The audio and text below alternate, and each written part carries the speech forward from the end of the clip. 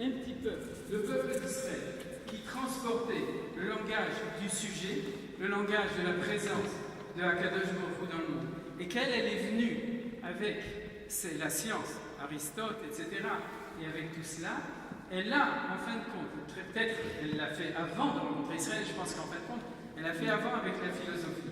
C'est-à-dire que, je vais essayer de bien exprimer les choses, normalement, le langage de la conscience, c'est le Lachon HaKodesh, vous comprenez?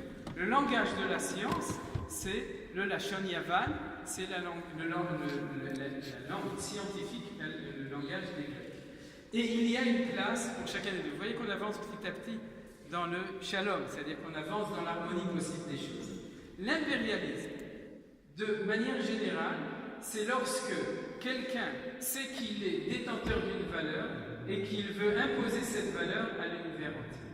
J'expliquerai cela demain de manière plus précise pour ceux qui veulent revenir demain, quand je parlais des 4 empires, dans lequel j'expliquerai que chaque civilisation qui représente une valeur possible de l'humanité dans l'histoire décide que cette valeur doit devenir celle de tout le monde, prolétaires de tous les pays, unissez-vous. Vous comprenez?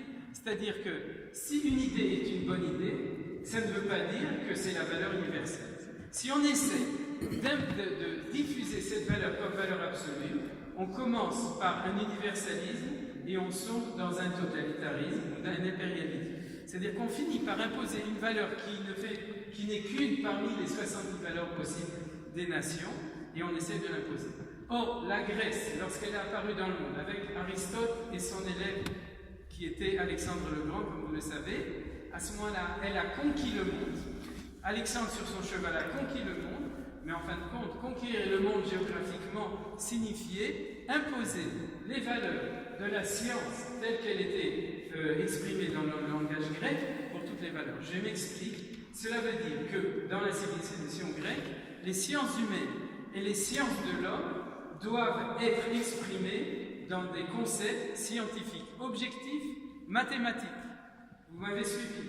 Et c'est l'impérialisme grec qui n'a pas pu être possible de supporter par les Bnei Israël, par les enfants d'Israël. Je traduis d'une autre manière. Vous savez que la Torah a une traduction en grec qui s'appelle la traduction des Septante. Voilà, exactement.